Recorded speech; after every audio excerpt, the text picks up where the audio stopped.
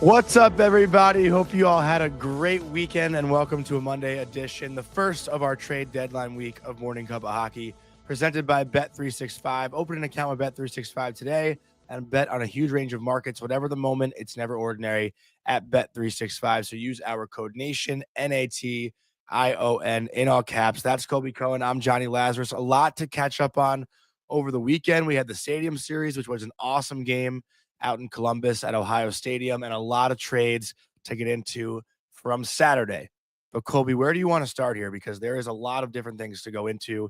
And I know over the past few weeks prior to Four Nations, we were saying the NHL hasn't been that exciting. But over the last couple of weeks, it's been nothing but exciting with the trades, the drama, the play. Everything has been exciting every single night. So I don't know where you want to start here with today's show and how to kick off the week. Well, I mean, look, I think the Seth Jones trade is kind of the news, but as we were kind of talking before the show started, and I know you said you didn't want to waste time on this, but I just don't I just don't see how we don't go into the fact that the big dumb idiot number 73 for the New York Rangers was at it again last night with his, inability to control himself. And I know he only got a 2-minute penalty and then he had a fight, but he should get suspended for that. I mean, it's like, is it going to take him hitting somebody so hard with his elbow to the face or the head that they just die? Like, or they have a moment like Tua Tagovailoa? Like, is that what it's going to take?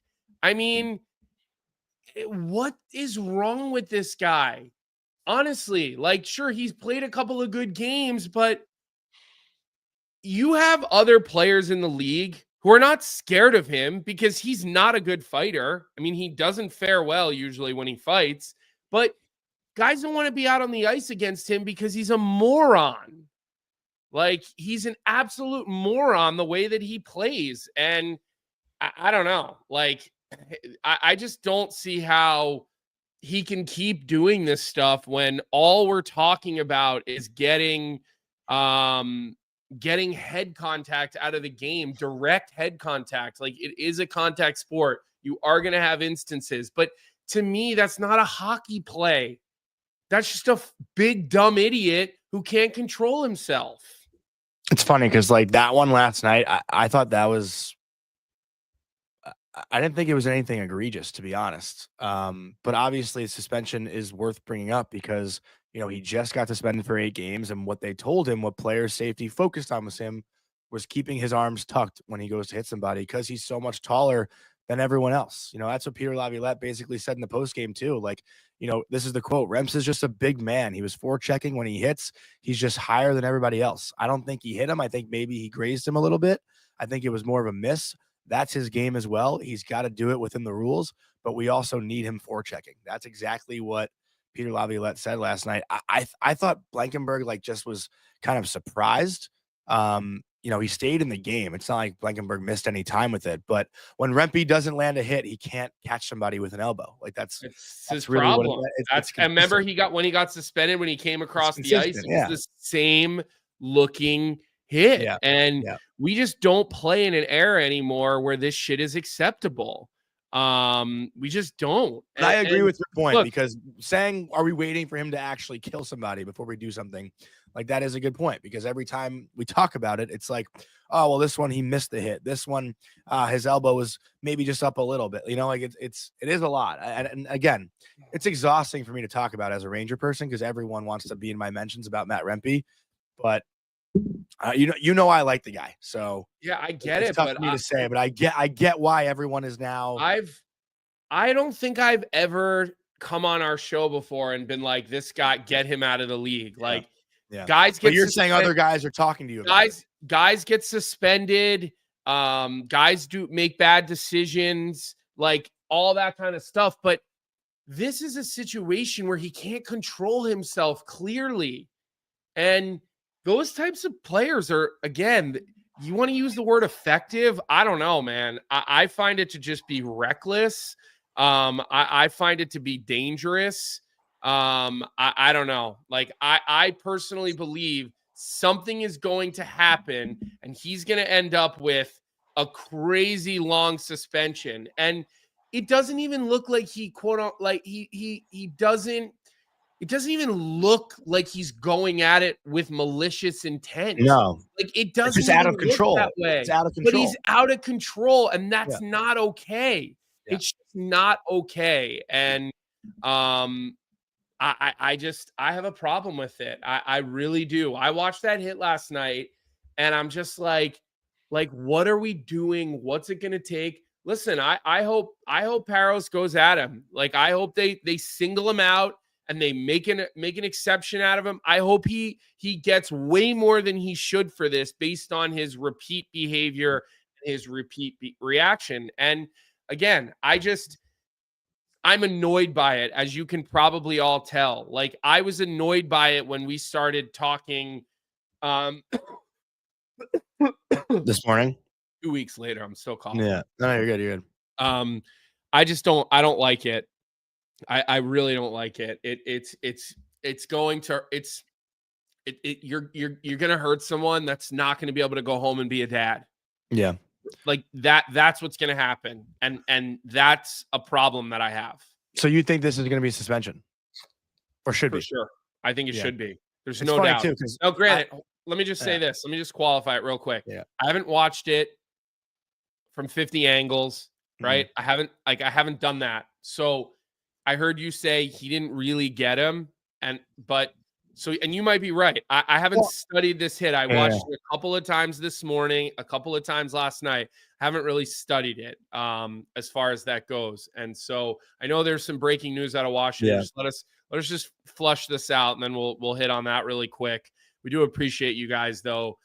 Being on it. Yeah, just being on it and buzzing us into the chat. That definitely helps us look on social media. I got my computer to my left here, but yeah. So go ahead. I know you wanted to kind of end, finish with another thought, which is fine because like you live in Ranger land, but I don't know. It bothered me a lot. I tweeted the hit and I was like, is this suspension worthy? And everyone was like, if you think that's suspension worthy, you should find a new career. Like people thought it was, everyone thought it was soft. Like of all the hits that we've seen, people were like, oh, that was nothing, So, but with him, with the history and with what we just found out, he's been told about keeping the arm tucked. It's worth bringing up the conversation if that's suspension worthy. Yeah. Well, and like, I don't think it will be personally, just because Blankenberg was fine. Like he played the rest of the game, didn't miss any time. It was only a 2-minute call, so I don't think there will be anything.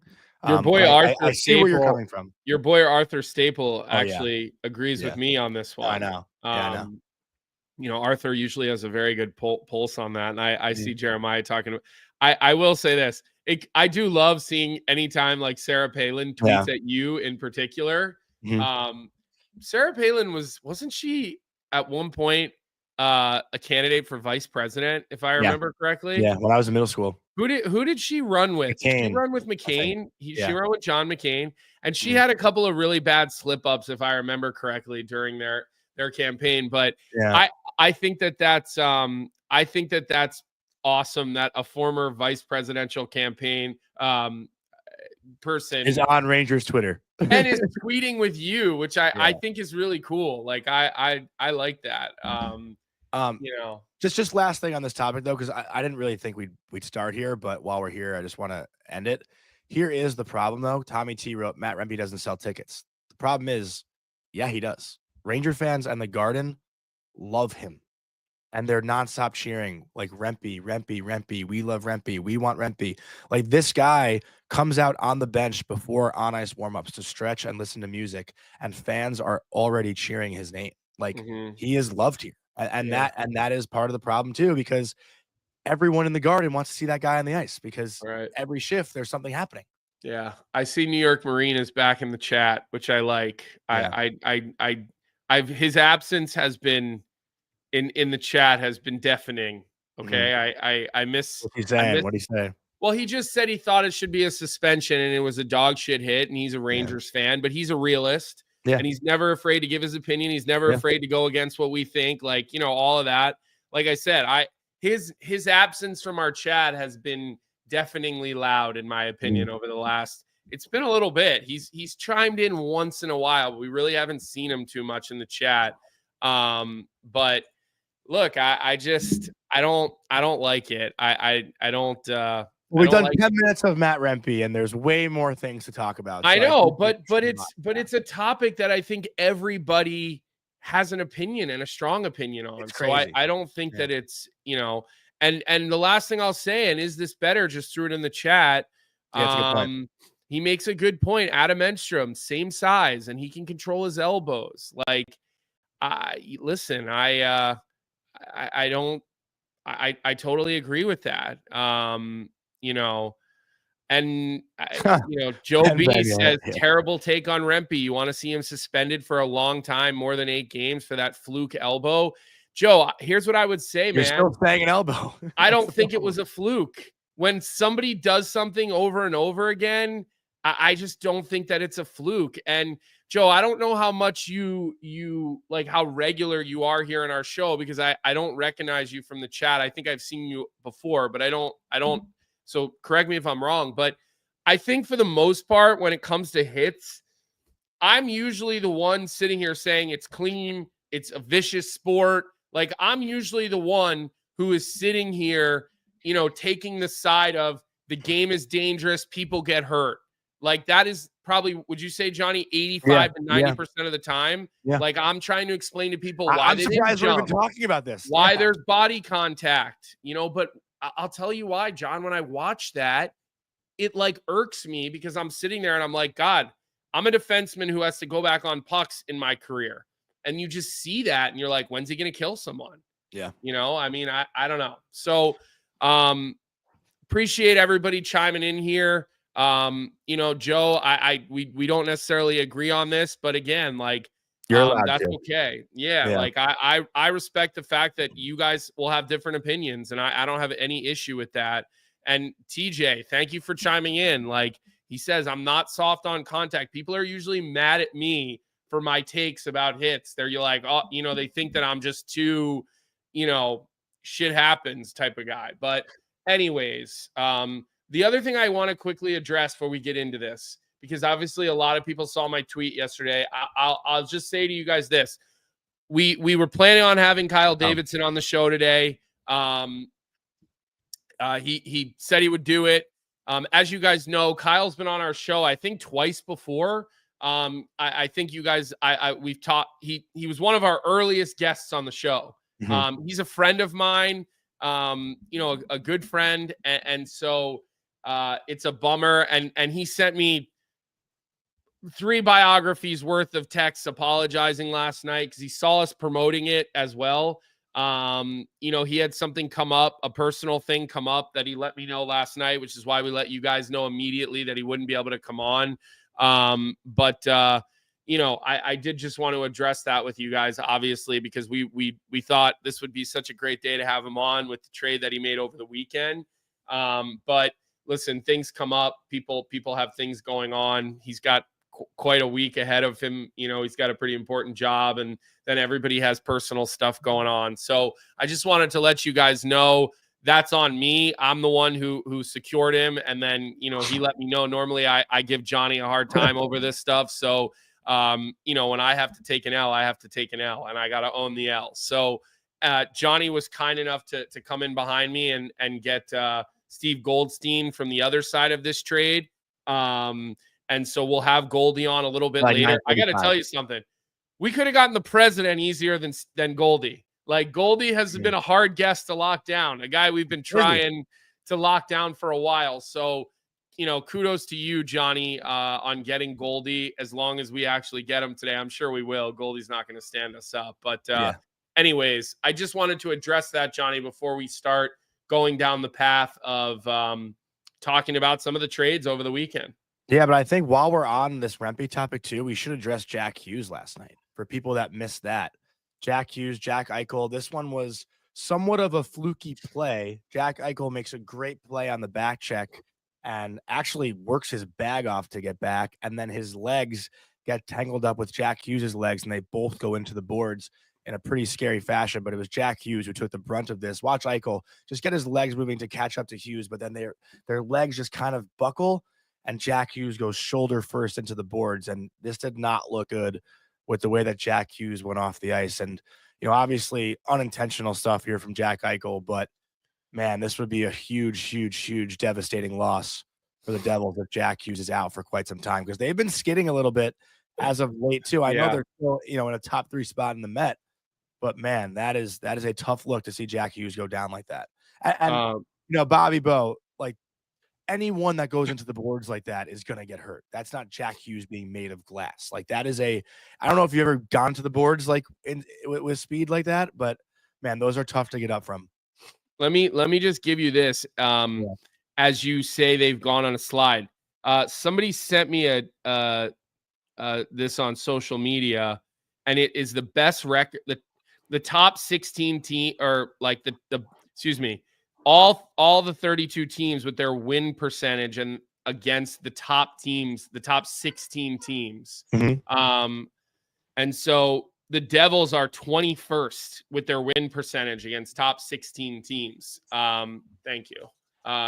They're 21st place with a 42% win percentage against teams that are the top 16 teams in the National Hockey League, with Washington being first, Toronto being second, Winnipeg being third, Tampa fourth, LA fifth, Vegas sixth, just rounding out the top six.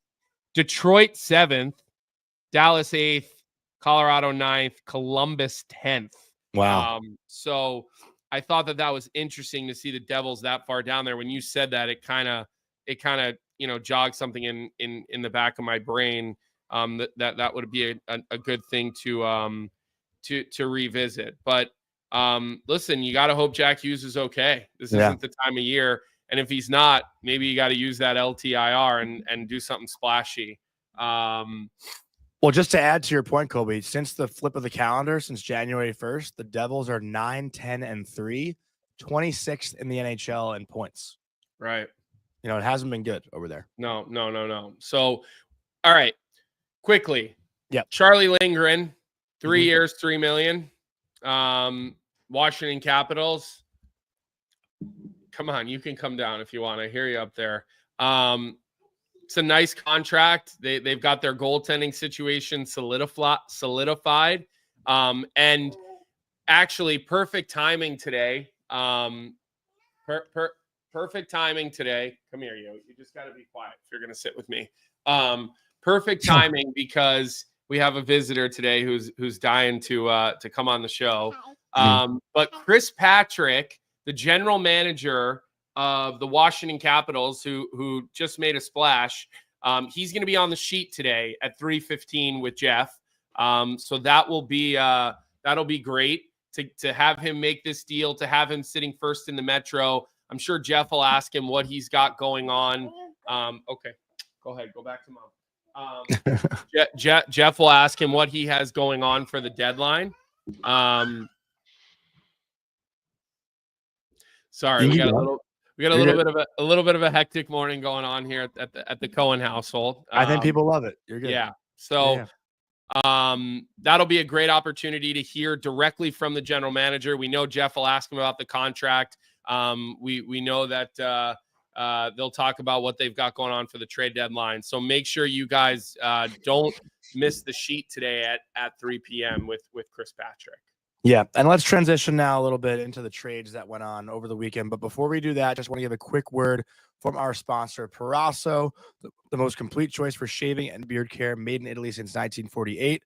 Perasso has been a staple of Italian culture and barbershops globally for 4 generations. So get 15% off at Perasso-USA.com with our promo code Hockey15 in all caps, Hockey15. And Colby, before I really focus on one particular team, Vic did put a poll in the chat saying who is the biggest winner from this weekend of trades, and the teams were the Florida Panthers, Chicago Blackhawks, Minnesota Wild, and Colorado Avalanche. And right now, with 178 votes, the Florida Panthers are at 51%, the Blackhawks are at 33%, the Wild are at 3%, and the Colorado Avalanche are at 12%. So let me ask you, do you agree with what the chat says? Are the Florida Panthers the winner of the trades from the weekend? I think the Florida Panthers are the short-term winners of the trade, but I think this was a masterclass for Kyle Davidson. Yeah. And it's interesting, like I tweeted this out because I really meant it. And I had a lot of thoughts about this. And I saw a lot of people on social media saying, you know, Seth Jones knew what he signed up for, the fact that he wanted out. Listen, I think Seth Jones forced the issue here, right? I think Kyle Davidson was happy to oblige, but you know, I think Seth Jones's comments and you know, forced the issue here. So let me just start with this, right? I want to go back to the beginning of this because I was in Chicago when they signed Seth Jones, right? And you know, got to really hear from the front office's point of view. Like Stan Bowman was the general manager. Kyle Davidson was an assistant general manager at the time.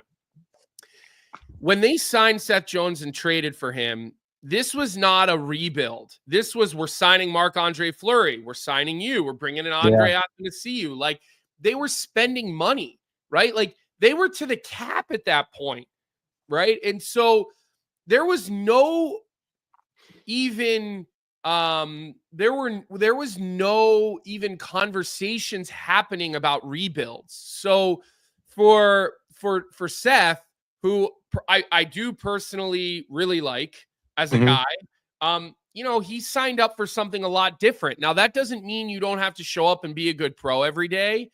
But you know, that is what he signed up for in Chicago. Again, you're making $9.5 million. You have a job to show up and be a leader and be a player and play well and play hard. Like I'm not excusing that, but I do want to remind people to go back to the beginning when people are saying, "Oh, Seth Jones knew what he signed up for in Chicago."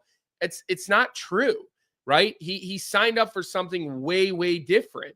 And so, you know, that's all I wanted to start with. Now let's get to the trade.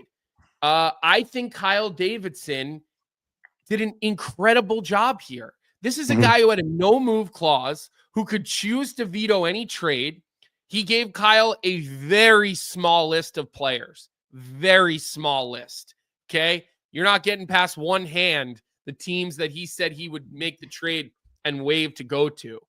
Okay. There's a report out there that he gave 2 teams. That's not something that I agree with, but it was a small list. Was Colorado one of them? I thought I saw Colorado. I'm not, you know, I was asked not to divulge the teams. Fair enough. So I'm not going to do that. I'm going to, you know, respect the person who told me that, but it was a very small list. Okay. $9.5 million for a guy who has not played or looked good, right? The fact of the matter is that I thought Kyle Davidson was either going to have to give him up for nothing or give something up to get someone to take on his contract. The fact that he said that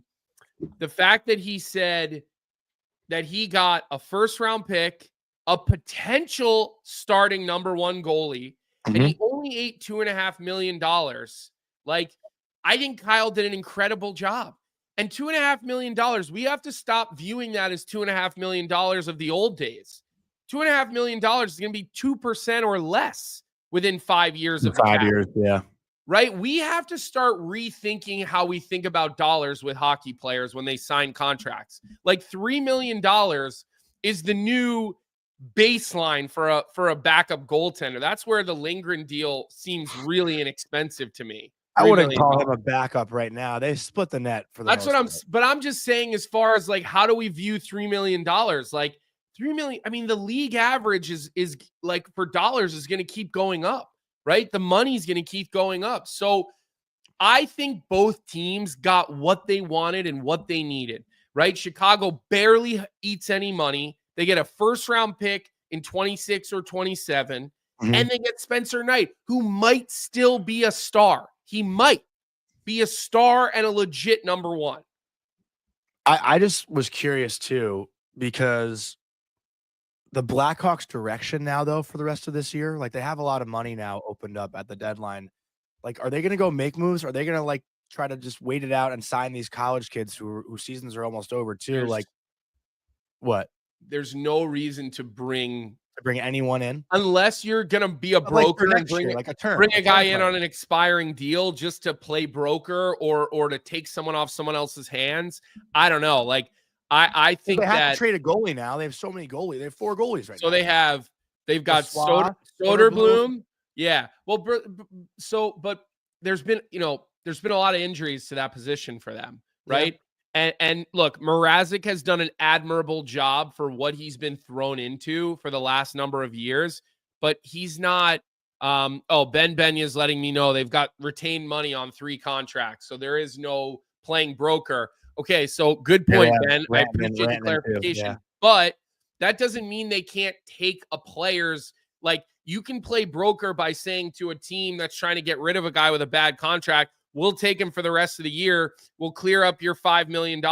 We'll take the $5 million in the player, and then it'll expire next year. So I thank you for the clarification on the retain part, Ben. But playing broker, I also could mean that scenario as well, where they just take a player with a bad contract that's expiring to help out another team, and they get an asset in return to do so. But weren't they talking about wasn't Rantanen rumored to Chicago, or it was Kaprizov maybe that was rumored to Chicago? Listen, right, this coming summer. I just don't think, like, I think Kyle Marner too, unless it's the right guy that really fits and makes sense. I don't know. I don't see them. I don't see them doing anything at the deadline other than maybe moving off some expiring contracts. Like, listen, I wonder what they're going to do with Pat Maroon. Yeah, I was thinking the same thing. But here's the thing. I would be shocked. Like, look, culture matters so much to Kyle and his locker room, right? Which I think was something where, so I think if they value what Pat does for the locker room, for Frank Nazar and for Colton Dock and, for some of these other guys that are probably going to come up at the end of the year, I could see them keeping Pat, because if they're only getting a 3rd round pick for Pat, like, how many more draft picks do they need? Yeah. Right. A 4th. What did we say? They have nine. How many picks? Nine in the top 2 rounds for the next 2 years. It could be 8 if the pick slides, because the pick might slide. So I know we're coming at, by the way, everybody, we're saving the Florida portion of this for Goldie, right? We're trying sort of not to talk about that part of it. But I do want to say this, okay? I believe that Seth Jones is still going to be a really good player. And I see New York Marines comment here. And again, I love the opinions on this stuff from everyone. And he says, I'm not trying, to be a dick, but I don't think Seth Jones is a good player, even at that cap hit. He thinks that it's a pure loss for Florida. So I personally disagree with you on that. And I think he's going to go to Florida and be really good. Like, I think he's going to be really good in Florida. Like, you're going to put him into a well-oiled machine with a really good coaching staff. Sylvain Lefebvre, who was a D coach that I played for, is phenomenal to work with back there. He's a veteran guy. He played, he's coached. I think that Seth is going to be really good in Florida. He's going to be motivated, and he's going to be in a winning atmosphere. And I think you're going to see a different Seth Jones. And here's the thing too. He's going to be a number 3 defenseman. He's not a top pair, not the number 1 go-to guy, not the guy making all the money. He's making $7 million, which is still a lot of money, but it's not like it's an overpay anymore for the most part, right? Like, Seth Jones is probably a $7 million defenseman right now.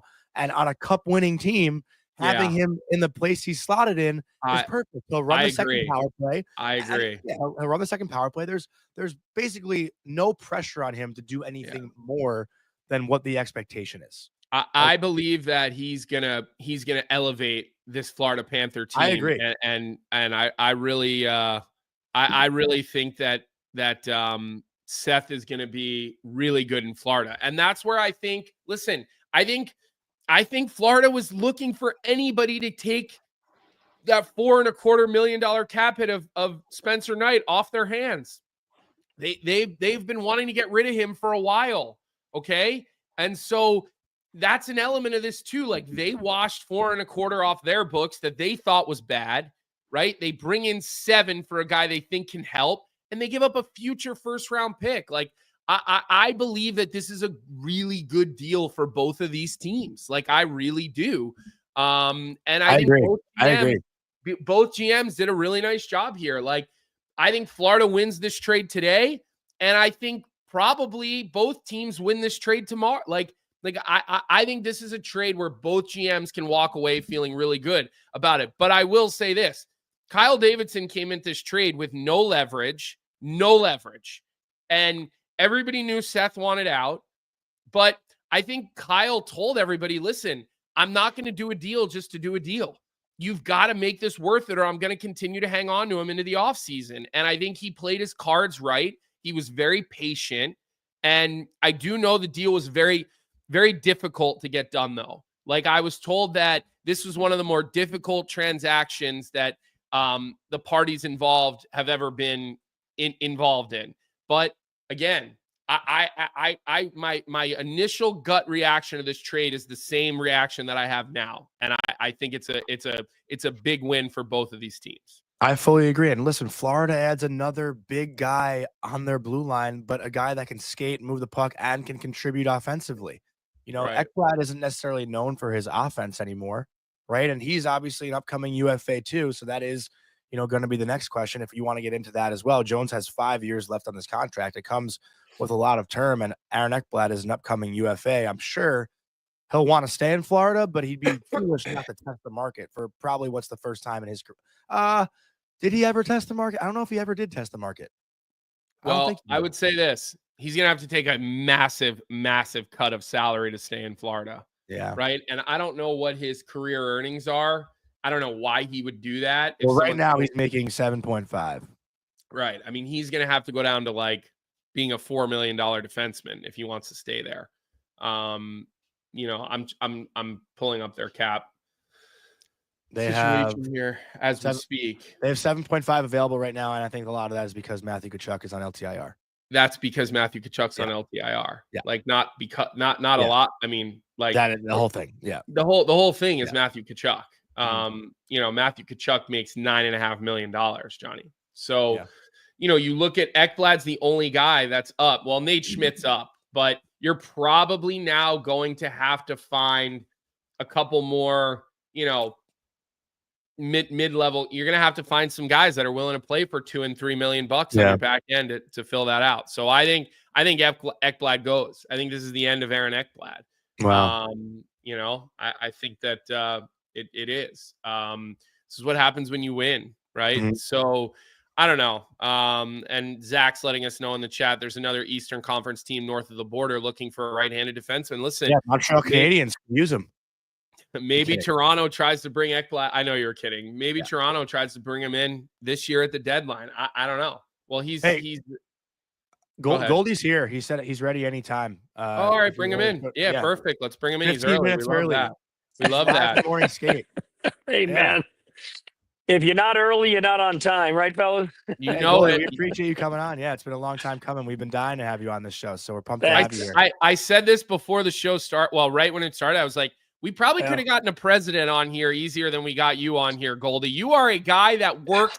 You're everywhere, man. You got so many things going on between NFL and CBS and Panthers. Like, I mean, come on. Like, you're a hard guy to get. So we're grateful to see you. Well, you overplay things a lot, Colby. I was thinking of you. I was home and not working in any of those places that Monday night or whatever night it was, the Bean Pot, and I thought of you during that BC game. I love that you thought of me, pal. That's because you're a good man and you've always been good to me. So I appreciate that. Well, Goldie, first of all, obviously big news over the weekend. You're at the morning skate, and I think this is Seth Jones' first time around the team this morning, right? Since the trade happened Saturday. Have you had the chance to talk to any of the guys just about what they feel about this move and how excited they might be to see him come in here? Oh, I got a connection issue, fellas. Sorry about that. That's all right. You hear us now? You hear us now? You got us? The good part is you look great. So if the people can't hear you, at least they get to see how great you look this morning. Do you have us now, Goldie? Are you still all right? We lost this camera. So all right, we'll figure it out. See, we're gonna work our way through it. For anyone that's been with us since day one, you knew these issues were happening every single show that we had when we first started the show. Any guest we tried to have come on, we couldn't get connected with. So we've come a long way from the early days of the show, but this is starting to this moment feels like when we first started the show. Yeah, well, it's all right. At least everybody could see him, and we did converse with him for a few seconds. Listen, I gotta think you're sitting in that Florida locker room right now, and you are feeling really excited because your general manager continues year in and year out right near to push the chips in. I mean, you go back before they won the cup when they went for Giroux and they brought in Tarasenko. I think it was the 1 year. Like, did Tarasenko go there? He won the cup. He won the cup So last year. I believe that, you know, what Zito does sparks a lot of excitement in that locker room. And like, again, Seth Jones, he's a big name, and you know, yeah, it hasn't gone well during his run in Chicago, but like, I believe that they're going to see Seth Jones, who can be a dominant force out on the ice. Goldie, do you have us now? Yeah, I do now. I don't know what's going on here. It's all good. So our initial question for you is just, what's the reaction in South Florida? I mean, Seth Jones, who, again, we've talked about how it didn't go great in Chicago, but I think this guy is still an elite player in the National Hockey League. What's the buzz around the rink? Well, you know, a lot of people love Spencer Knights, or some of the diehard Panther fans, like, okay, who's going to play goal if something happens to Bobrovsky? And, you know, a lot of people just look at the numbers. And as you know, you can't really do that, because Sam Reinhart, when the Panthers made the trade to get him from Buffalo, kind of similar, although Devin Levi hadn't played in the NHL yet, but they gave up a goalie prospect and a #1 draft pick to get him Sam Reinhart. He was minus 77 the 4 previous years with the Sabres. Now he's top 5 in the Selke and scoring cup-winning goals. So I agree with you, Colby. I kind of dismiss the Seth Jones numbers and what's gone on. And, you know, it's just another in the trend of, you look at all these players the Panthers have brought in, high-end players that, for whatever reason, you want to blame the team, you want to blame the coaching, you want to blame the player himself. It was not going well in the place he was. Reinhart, you throw in Sam Bennett, you throw in Brandon Montour. Remember, the Panthers gave up a 3rd-round pick for Brandon Montour, and there were people, you know, hey, what'd you do that for? You know, 3rd-round pick is valuable. This is a bottom pair defense. Yeah, he was a bottom pair defenseman in Buffalo because he was being misused at the time. So I tend to agree. You go out there, you get a guy that can eat up those minutes, top 4. I'm guessing we'll find out here in a few minutes. He'll slide right in next to Nico Mikkola in the spot that Montour took last year. He still runs a terrific power play, and you've got some certainty. The 5 players the Panthers roll on their top power play now are all signed for at least the next 5 years. Tkachuk, Barkov, or Hagee, Reinhart, and now Seth Jones. So I love the deal personally. So Seth Jones, you think, will play in the first power play unit as well? It's not going to be Ekblad? That's going to be my guess, that he goes in. You know, Aaron Ekblad, you know, went in there because they lost Montour, and, you know, look, maybe not initially, maybe they go 1-2 on it, but that would be my thought. You go and get a guy like Seth Jones with the offense that he's got, and I believe even this year, playing on the Blackhawks, who we all know have struggled mightily, I think only one defenseman has more power play goals than Seth Jones this year, and he's still in the top 15, 20 in power play points amongst defensemen. Yeah, no, it's a good point. And I want to address the point, too, of getting rid of the 1st-round pick, because I've talked about this with other organizations. Does anyone in Florida even care about building to the draft anymore? Because you don't have to. Everyone wants to go play there now. It's like one of the most attractive. It is the number. It's the number 1. It's probably the number 1 or number 2 for, you know, them and Tampa are the 2 places every player wants to go play. Yeah, I agree with you. And, you know, look, Seth is a little bit older now. He's 30. But all the other players the Panthers brought in, you know, from Verhaeghe to Bennett to Reinhart to Forsling, you know, and the list goes on, you know, all those guys were in their mid-20s, and they've either gotten 1 or, in some cases, even 2 contracts, like in Sam Reinhart's case, as members of the Panthers. So, yeah, and look, if they keep on winning, you know, the way they're winning, you're talking about a pick that at minimum is going to be in the 20s, might even be 30, 31, or 32. And, you know, again, if it's a rental, then maybe it's a little bit of a different story. But you go out, you get a righty D, and I think in this system, you know, with Seth's size at 6'4", his skating ability, the long reach, this is exactly the way Paul Maurice wants his defensemen to play. And we've seen guys like Forsling come in. No one thought a thing when they got him off waivers. Yeah. Even Nico Mikkola signed 2 summers ago. Okay, you know, part-time player. Who's this guy? And he's been great in this system. And I think Seth Jones has a chance to do that as well. And plus, remember, he's not going to have quite the responsibility. You know, he doesn't have to do everything and always on against the top line and playing 26, 27 minutes. He doesn't have to do that here. Yeah, well, and Goldie, I can tell you this from being between the benches for the first couple of years when Seth was in Chicago. Couple of things that I really learned about him. he's an effortless skater. Like, he's not a heavy skater.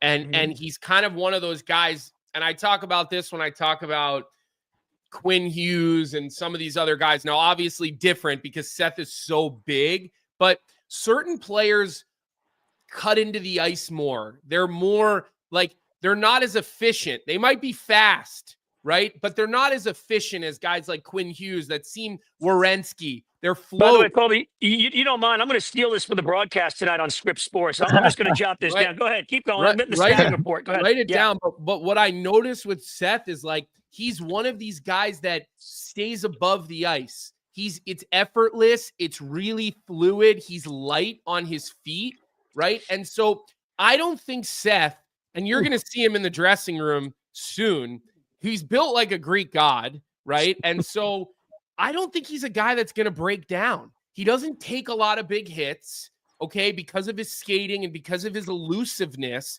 And so, like, he's not a guy that I worry about slowing down into his mid-30s. I really don't. Based on, again, watching him from ice level, seeing him practice, watching the way he skates, I think I'll be interested to hear what you guys think when you start watching him and you watch him practice a little bit. He's just a very efficient and effortless skater, I think, and part of that, as you mentioned, is reach. So you talk that he's 30, right? He's not a spring chicken anymore by hockey standards, but I think he's going to be okay into his mid-30s. Like, I think he's a guy that will still be really efficient until he's 35 years old. And I do know this. It's a great points. And I'm looking forward to watching them. You know, the Panthers spend a lot of effort, time, personnel, money on their sports science department. So, and Bill Zito, remember, was general assistant GM in the Columbus front office when Seth Jones was there. That's right. So Yeah. I would think they've done, and I know this, I shouldn't say I think, I know they've done a ton of homework. You've got guys like Gregory Campbell, Paul Krapelka, Brian McCabe, Brett Peterson, Roberto Luongo, Paul Fenton, and Rick Dudley. You've got a huge hockey staff with the Panthers that are experienced, and they do all the homework. So I'm guessing, you know, they're very confident from what you said, Colby, that, hey, 5 years left on this deal. It's basically a 5-year, $35 million deal for the Panthers with what Chicago's picking up salary-wise, that they're confident as well that he's going to be in good shape for the rest of the contract. Well, Goldie, let me ask you about this too. I don't want to move away from Seth Jones, per se, but now that they have this move done, what is the next need for Florida? Oops, somehow I've just lost Johnny. I still have you, Colby, but Johnny's gone. He's asking Goldie. He's asking you what's next. Like, Zito's never a guy that sits on his hands. So, like, what would you think are the next moves for Florida? Well, the defense, and sorry about that, John. Yeah, you're just rolling. I don't know. It's loading up. Maybe the practice rink, with Seth Jones coming in. The internet's a little funky. It's a prank. I think it's a prank, but whatever. The defenseman was one that you really thought, losing Montour and Ekman Larson in the offseason. Maybe they go get another defenseman. I'm guessing not. But, hey, if something falls in the lap. The one thing about Zito is he keeps his mind open to absolutely everything. And if something falls in his lap, he'll go and make the deal.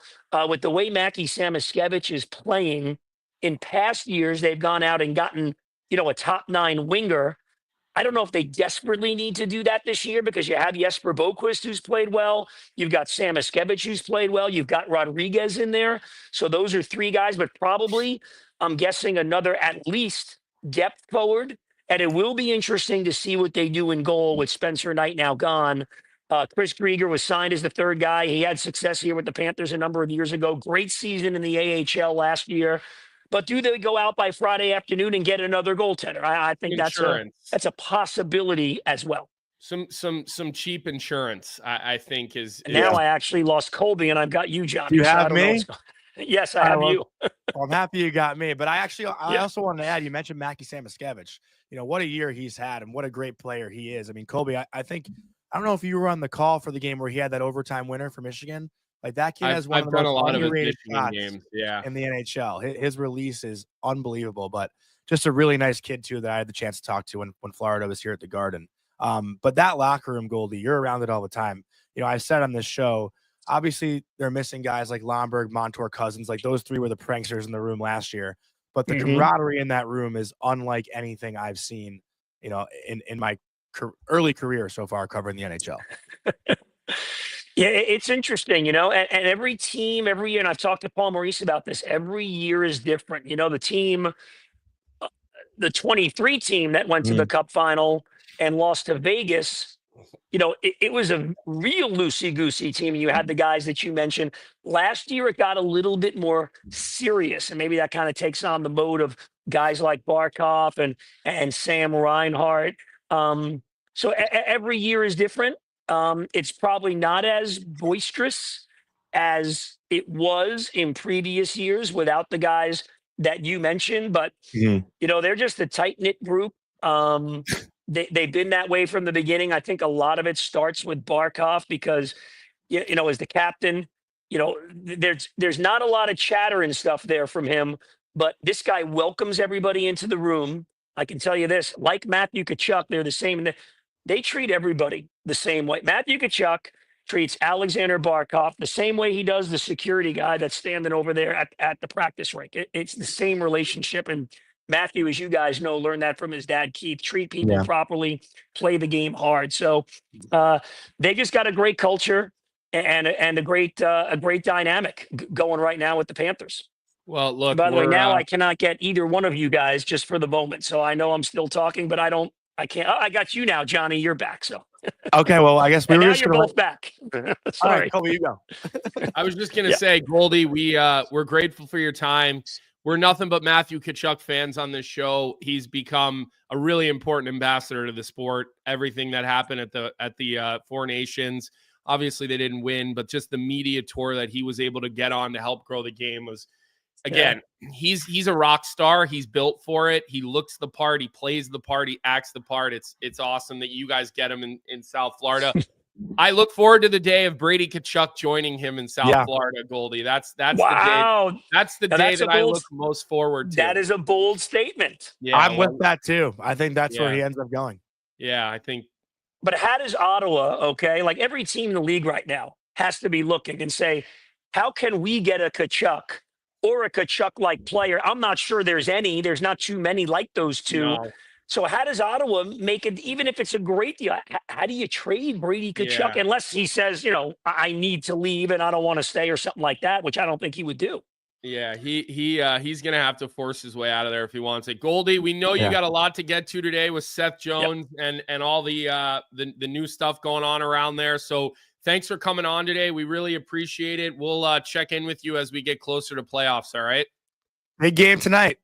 Yeah, Battle of Florida. Tampa's won 8 in a row. And here's the thing, Tampa, Florida, Toronto, one of them's going home in the first round. That's going to be really tough.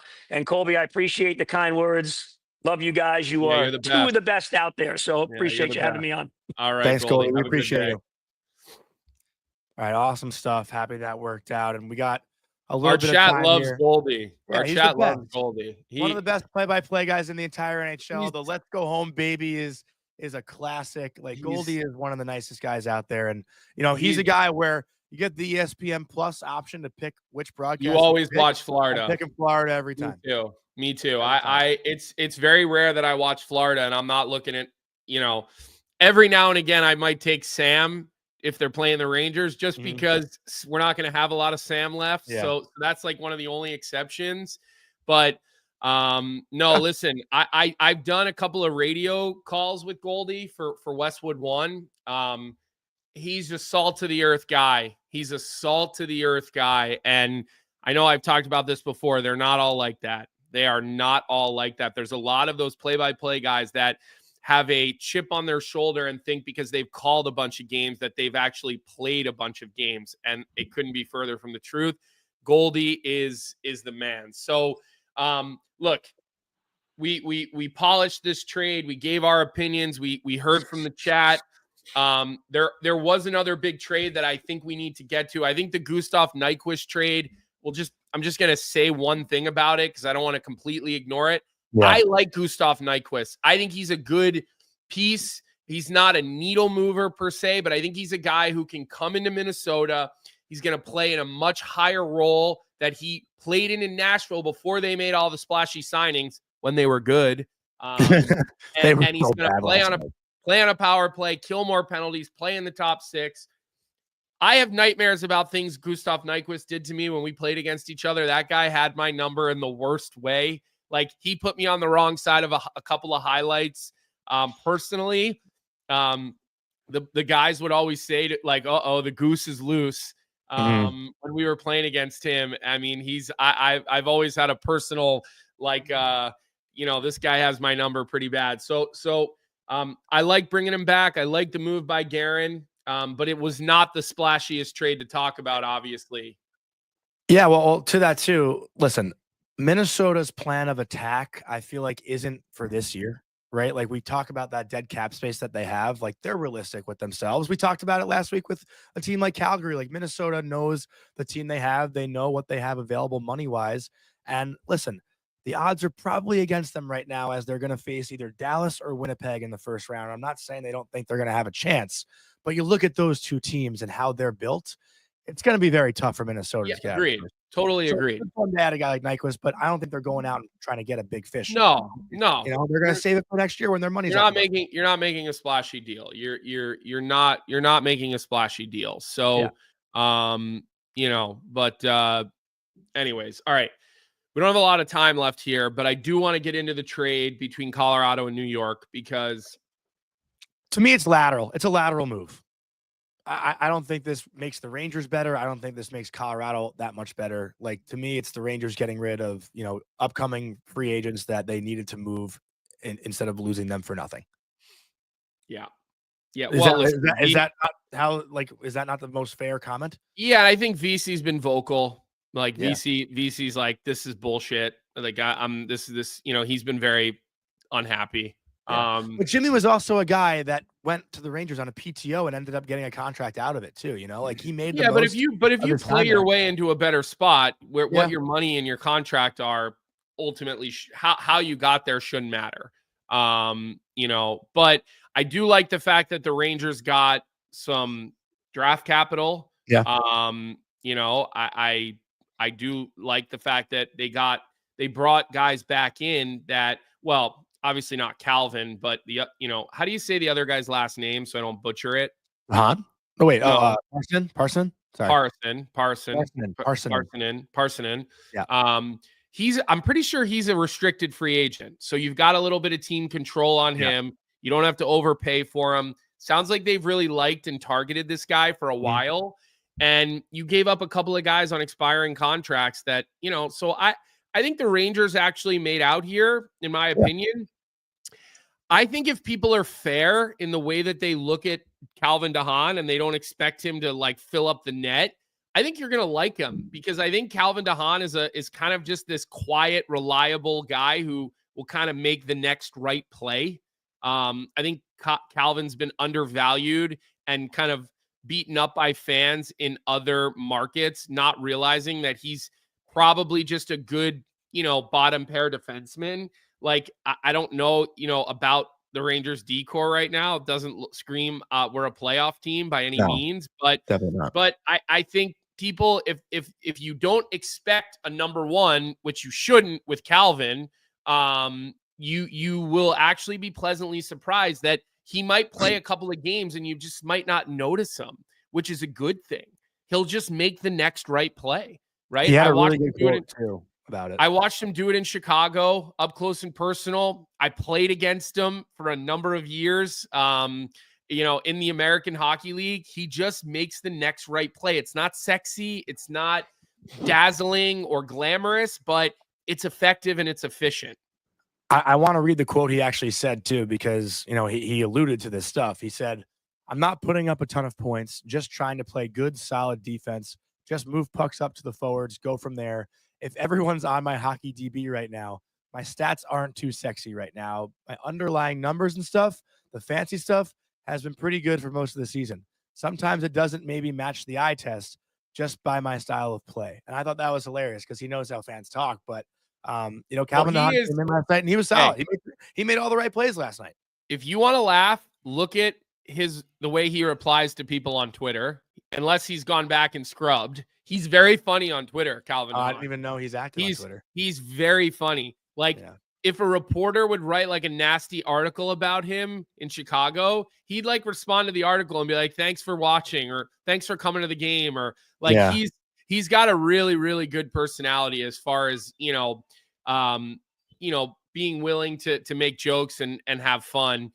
He's definitely one of those guys. So look, everybody crushes Drury for everything that he does right now, and he deserves a lot of it. But when you go out and you make a good little move, which again, would they get a second and a fourth round pick Second as and well? a fourth. Yeah. Like, you need assets. The New York Rangers have traded a lot of assets over the years. So like, you do need to recoup at times. No, 1,000%. So, I just think as far as where the teams are right now, I don't know if like the Rangers didn't get better from this trade today. Yeah, I would agree with, because I don't look.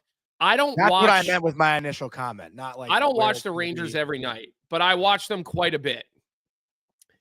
And like, I think people are really, really quick to hang not Charlie, hang Ryan Lindgren, from a offense. The Ranger fans always need a punching bag. That's the problem. And it became Ryan Lindgren as soon as Trouba got traded. Like Trouba was the guy, and then it became Lindgren. That's how Ranger fans are. And I'm curious who the next one's going to be. It's probably going to be Mika if he starts playing bad. But Mika's been pretty damn good since JT Miller came over. It's been quiet. And JT Miller, like, you see what a guy who competes every shift. Yeah. Right. He's a better version of Vinny Trocheck, a better, heavier version of Trocheck.